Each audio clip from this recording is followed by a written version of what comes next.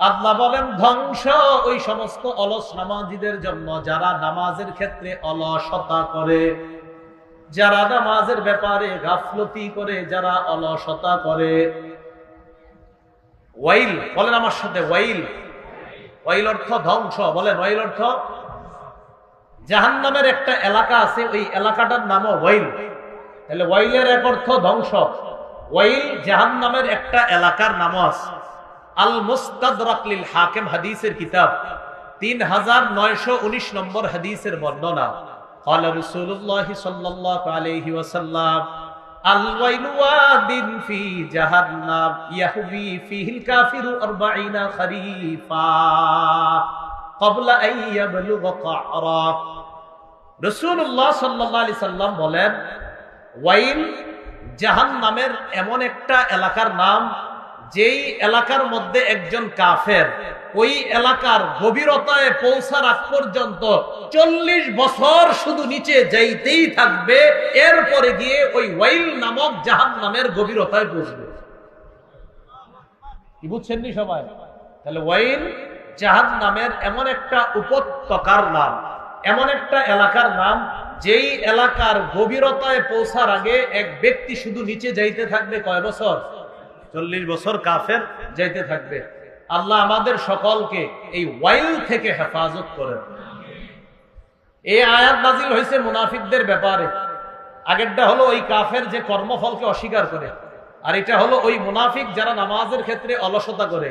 তাহলে বলেন তো আপনারা, নামাজে যারা অলসতা করে তারা কার স্বভাব নিয়ে চলে? হয় না সবাই? কার স্বভাব? মুনাফিক। নামাজে অলসতা করার ব্যাখ্যা কি? নামাজে অলসতার ব্যাখ্যা হলো, 1 নম্বর ব্যাখ্যা, যেই ব্যক্তি নামাজ পড়ে কিন্তু সওয়াবের কোনো আশা করে না, আর নামাজ ছেড়ে দিলেও তার যে শাস্তি হবে কোনো ভয় করে না। আবার বলছি, খুব মন দিয়ে শোনেন, নামাজে অলসতা করার ব্যাখ্যা কি? আব্দুল্লাহ ইবনে আব্বাস রাদিয়াল্লাহু তাআলা আনহুমার বর্ণনা, তিনি বলেন, হুয়াল মুসাল্লি আল্লাযী ইউসাল্লি লাম ইয়ারজু লাহা সাওয়াবান। আবার বলছি, হুয়াল মুসাল্লি আল্লাযী ইউসাল্লি লাম ইয়ারজু লাহা সাওয়াবা। যেই মুসল্লি নামাজ পড়ে এমন ভাবে যে নামাজের যে একটা পুরস্কার আছে এটার সে কোনো আশা করে না। আরে থুর, হইলে হইছে, না হইলে নাই।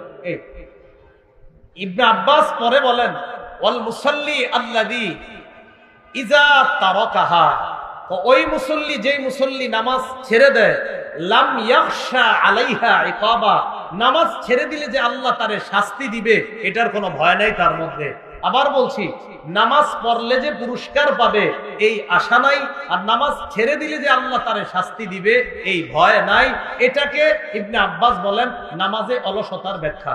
আমি আবার বলছি, নামাজে অলসতার ব্যাখ্যা হলো, যেই ব্যক্তি নামাজ পড়ে এমন ভাবে এটার যে সওয়াব আছে এই আশা করে না, অথবা নামাজ ছেড়ে দিলে যে শাস্তি হবে এই ভয় তার নাই, এ হলো নামাজে অলসতাকারী। বুঝতে পারছেন সবার? আব্দুল্লাহ ইবনে আব্বাস আরেকটা ব্যাখ্যা করছেন, আল্লাযীনা ইউআখিরুনা আস-সালাতা আন আওকাতিহা, যারা নির্ধারিত সময়ে নামাজ না পড়ে একদম শেষের দিকে গিয়ে পড়ে, তারা হলো নামাজে অলসতাকারী। এটা ইবনে আব্বাসের ব্যাখ্যা। আবুল আলিয়া তিনি ব্যাখ্যা করেছেন, নামাজে অলসতার ব্যাখ্যা হলো, যারা ইউআখিরুনা আন মাওয়াকিতিহা লা ইউসাল্লুনাহা লিমাওয়াকিতিহা, যারা সময় মতো নামাজ পড়ে না, ওয়ালা ইউতিম্মুনা রুকুআহা ওয়ালা সুজুদাহা, যারা সঠিকভাবে রুকু সেজদা করে না, এরা হলো নামাজে অলসতা। আবার বলছি, আবুল আলিয়া বলেন, যারা সময় মতো নামাজ পড়ে না আর রুকু সেজদাগুলা ঠিক মতো করে না, এরা হলো নামাজে অলসতাকারী। যে এদেরকে বলা হয়েছে যারা নামাজে অলসতা করে তাদের জন্য ওয়াইল, তাদের জন্য ধ্বংস। বলেন নাউজুবিল্লাহ। নামাজে অলসতার দ্বিতীয় ব্যাখ্যা, বলেন আমার সাথে, কোন মতে, বলেন কোন মতে শেষ সময়ে ঠুকুর মেরে নামাজ আদায় করা। তাহলে নামাজ অলসতা করার আরেকটা ব্যাখ্যা, কোনো মতে শেষ সময়ে ঠোকর মেরে নামাজ আদায় করা। দলিল আবু দাউদ শরীফের 413 নম্বর হাদিস। এই হাদিসের মধ্যে আসছে ক্বালা রাসূলুল্লাহ সাল্লাল্লাহু আলাইহি ওয়াসাল্লাম, আল্লাহ নবী বলেন, তিলকা সালাতুল মুনাফিকিনা, তিলকা সালাতুল মুনাফিকিনা, তিলকা সালাতুল মুনাফিকিন। নবী বলেন, এটা হলো মুনাফিকের নামাজ, এটা হলো মুনাফিকের নামাজ, এটা হলো মুনাফিকের নামাজ।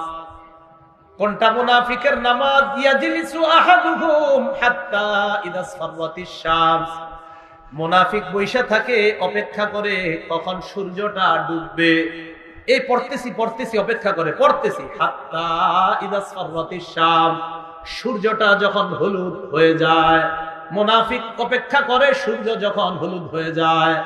হলুদ হওয়ার পর কানাত বাইনা করনাই শাইতান, শয়তানের দুই শিংয়ের মাঝে থাকে, আও আলা করনাই শাইতান, সূর্য যখন শয়তানের দুই শিংয়ের উপরে থাকে, সূর্যটা পশ্চিম দিকে যায়, হলুদ হয়ে যায়, ওই ব্যক্তি তখন খামা দাঁড়ায়, দাঁড়ানোর পর কোন মতে নাকারো আরবাআন, 4টা ঠোকর মারে। আসরের নামাজ কয় রাকাত? 4 রাকাত। এক ঠোকর, 2 ঠোকর, 3 ঠোকর, 4 ঠোকর, কোন মতে 4টা ঠোকর মারে। ওয়ালা ইয়াজকুরুল্লাহা ফিহা ইল্লা কালিলা, কয় খালি ঠোকর মারে, বেশি আল্লাহরে স্মরণ করে না। সুবহানা রাব্বিয়াল আলা আছে, আজিম আছে, আত্তাহিয়াতু আছে, তো এইগুলা ঠিকঠাক মতো সে আদায় করে না। নবী বলেন এটা মুনাফিকের নামাজ। তাহলে কি বুঝলাম? নবী বলছেন এটা মুনাফিকের নামাজ। যারা শেষ সময়ে সূর্য হলুদ হয় কোনো মতে দাঁড়ায়, 4টা ঠোকর মারে, এটাকে নবী মুনাফিকের নামাজ বললেন। এই জাতীয় নামাজি থেকে আল্লাহ আমাদেরকে হেফাজত করে, সঠিক সময়ে আমরা যেন সব নামাজগুলো আদায় করতে পারি, আল্লাহ তৌফিক দান করেন।